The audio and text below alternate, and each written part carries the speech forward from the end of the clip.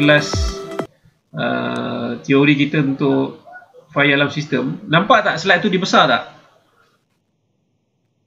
Nampak. Nampak saya dah buat slideshow besar. Okey. Hari ni kita akan masuk untuk apa kita panggil amali bagi safety alarm system ataupun sistem penggera keselamatan lah. Yang ni gambar-gambar yang kamu lihat ni, yang kamu boleh lihat sekarang ni adalah bila saya buat merah tu, nampak tak merah tu? Sistem dia tak ada keypad ni. Tapi yang untuk alarm sistem domestik ni dia ada keypad. Kat sini lah yang dia punya kunci utama, kamu nak aktif ataupun deactivate dia lah. Yang saya letak di tengah-tengah ni, yang ni adalah panel yang kita ada lah. Kalau kita buat ujian amali nanti kita guna Blue Guard ni. Blue Guard ni adalah satu jenama yang tidak asing lagi lah, yang ada di Malaysia. Dan yang kamu lihat di sebelah kanan kamu ni, yang saya bulatkan ni, ini adalah satu jenis alarm system tapi dia menggunakan konsep wireless. Yang ni semua wired. Nanti kan kita sedangkan apa itu beza wire dengan wireless lah. Yang ni wired. Yang ni semua wired. Yang ni nampak antena ni. Yang ni dia guna wireless.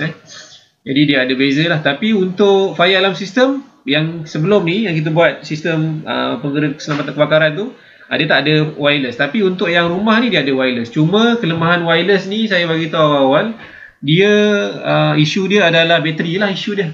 Dia lama-lama dia akan drain the bateri lah. Okey, seterusnya, sebelum kita pergi jauh, jadi biarkan kamu tahu hari ni apa yang kamu kena dapat sepanjang lebih kurang tak sampai sejam lah, sejam lebih sikit kelas teori kita hari ni. Pertama, konsep bagi sistem penggera keselamatan ni kamu kena tahulah apa itu konsep dia, apa beza dia dengan fire alarm system. Yang kedua, kamu kena pasti tujuan sistem penggera keselamatan yang diwujudkan dan kat mana kita nak pakai. Lepas tu kamu kena tahu juga hari ini macam mana nak dawai dia. Kamu kena faham dulu, lepas tu kamu kena pasti faham, dan kamu kena pasti konsep alarm system ni. Lepas tu kamu kena tahu macam mana nak mendawai dia, macam mana operation dia, jenis-jenis yang ada dan lokasi yang tempat kita nak pasang dia. Okey, ini adalah learning outcome untuk hari ni lah. Pastikan kamu dapat hari ni. Jangan kamu dengar aja, kamu kena tulis juga apa yang patut kamu tulis. Nanti bila ujian teori masuk apa tentang teori ni, kamu boleh jawab lah. Faham?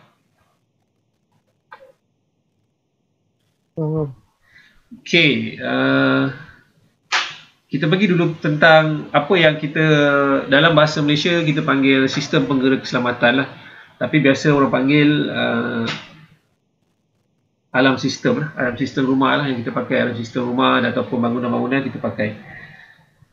Sistem keselamatan ni dia pada dasar dia sebagai satu prinsip asas dia adalah untuk memastikan setiap dipanggil pintu masuk ataupun incoming, tingkap serta ruang-ruang dalaman tidak boleh dicerobohi dengan sesuka hati lah. Maksudnya kamu punya rumah ni tidak boleh dimasuki oleh orang dengan sesuka hati lah, tanpa kalau kita panggil dalam bahasa Inggeris dia panggil intruder tu tidak boleh masuk.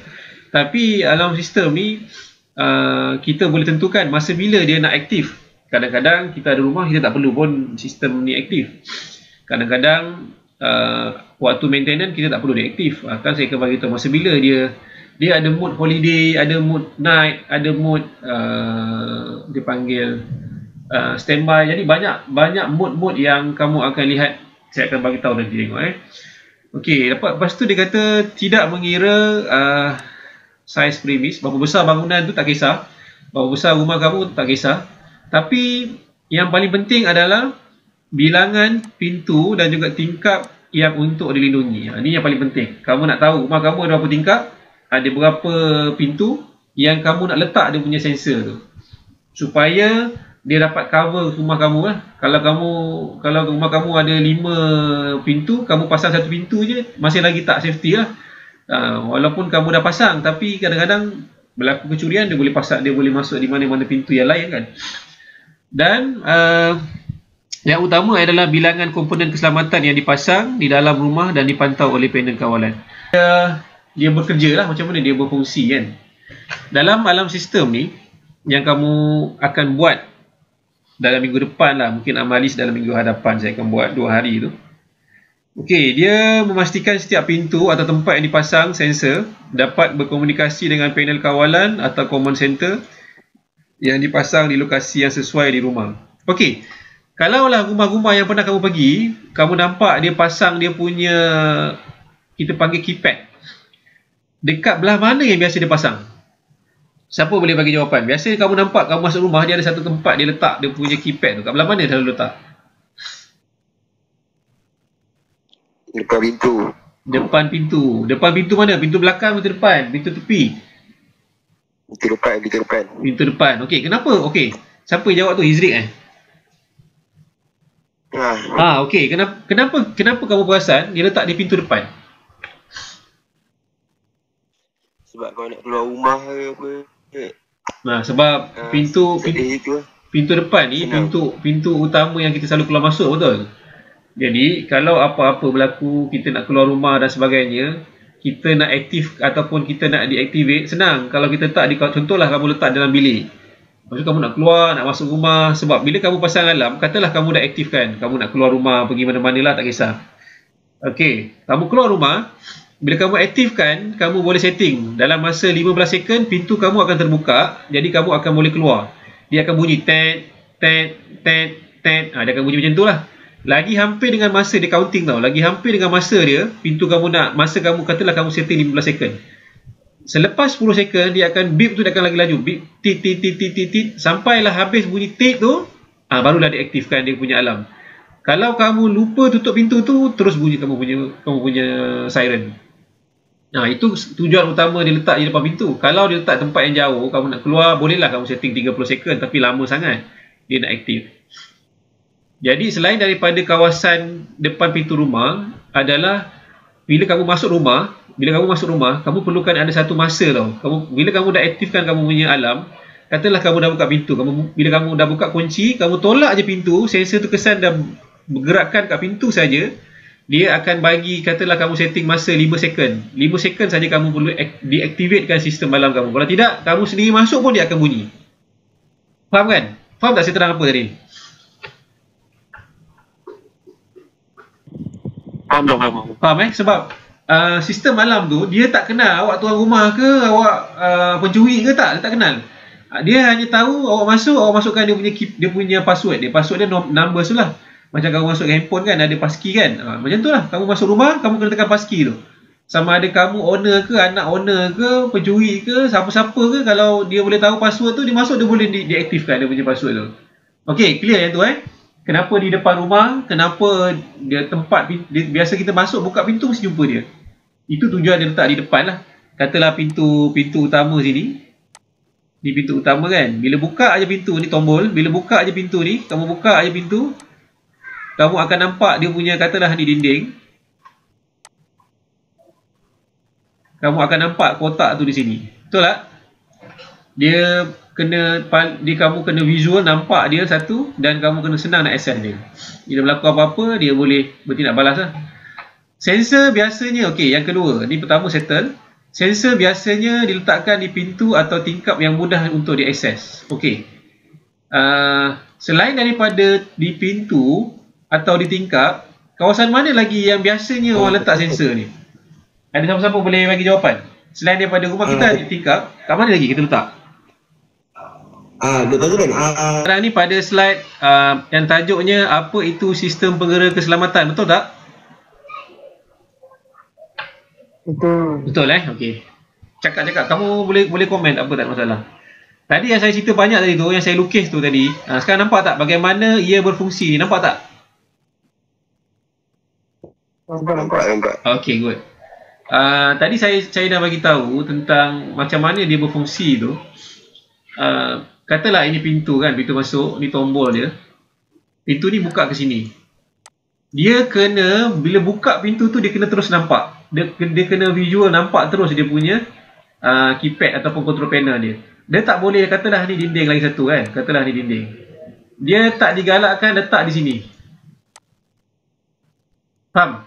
Jadi kamu masuk tu, kamu nak kena, pintu dah buka habis baru kamu nampak dia. Dia nak kamu buka, baru kamu terus nampak dia, supaya kamu senang nak aktif ataupun deactivate dia. Okay, clear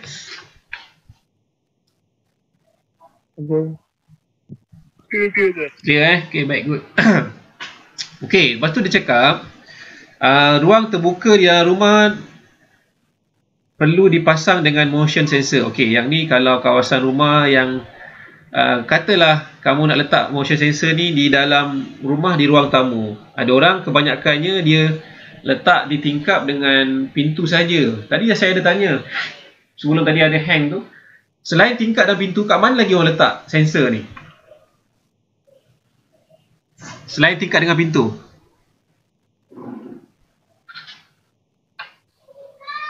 Kat pagar. Pagar yang boleh bergerak. Pagar lagi. Yang kalau kat dalam rumah kita, kat mana lagi selain daripada kat luar rumah?